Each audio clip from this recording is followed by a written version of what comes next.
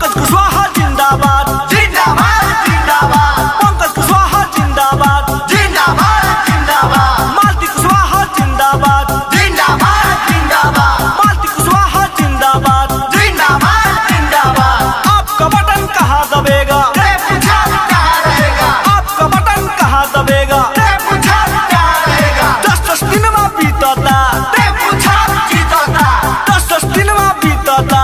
रे पूछा जीतता, आन बान शान है, रे पूछा किसान है, आन बान शान है।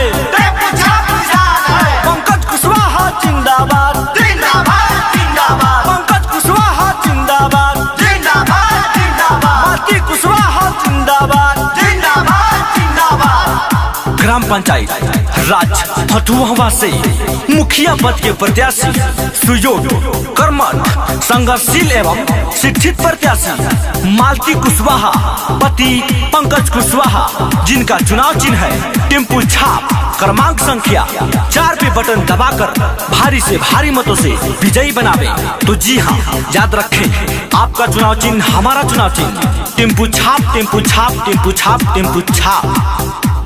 हर माता बहनों का चुनाव चिन्ह टेम्पू छाप, हर बड़े बुजुर्गों का चुनाव चिन्ह टेम्पू छाप। तो जी हाँ, याद रखें, टेम्पू छाप टेम्पू छाप टेम्पू छाप टेम्पू छाप, क्रमांक संख्या 4 पे बटन दबाना है। पंकज कुशवाहा पत्नी मालती कुशवाहा जी को भारी से भारी मतों से विजयी बनाना है। तो याद रखें, टेम्पू छाप टेम्पू छाप टेम्पू छाप टेम्पू छाप। रुपही में विकास करी है, हथुआ में विकास करी है, सब पर सम्मान करेल, न केहू के उदास करी है, बढ़िया सबके नेता हवन हो।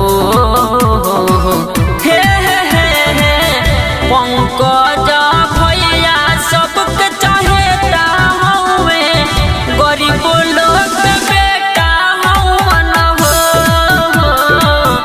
पंकज भैया सबके चहेता हवे, गरीब लोग के बेटा हवे हो।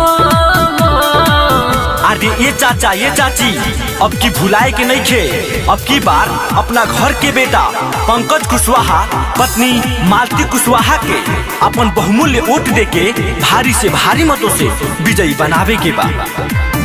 केहू से ना झूठा कबो सुनी भैया वादा करी है, आपन कम जाने सेवा सुनी राउर करी है। केहू से ना झूठा कबो सुनी भैया वादा करी है, आपन कम काम सेवा राउर ज्यादा करी है। अच्छाई के देवता हवे हो। हे हे हे हे पंकज भैया सबके चहेता हवे, गरीब लोग के बेटा हवे हो। पंकज भैया सबके चहेता हवे, गरीब लोग के बेटा हवे हो। जी हाँ, वादा किए है वादा निभाएंगे, वादा किया है वादा निभाएंगे।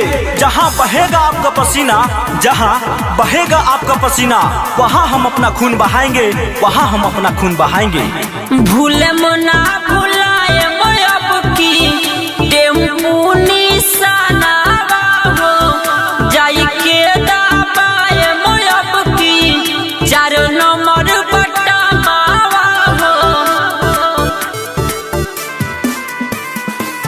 भूल मना भुलाए अब की टेम्पू निशाना हो, जाई के दबाए अब की 4 नंबर बट्टा मावा हो। सब कर चहेता हवे हो। हे हे हे हे पंकज भैया सबके चहेता हवे, गरीब लोग के बेटा हवे हो। पंकज भैया सबके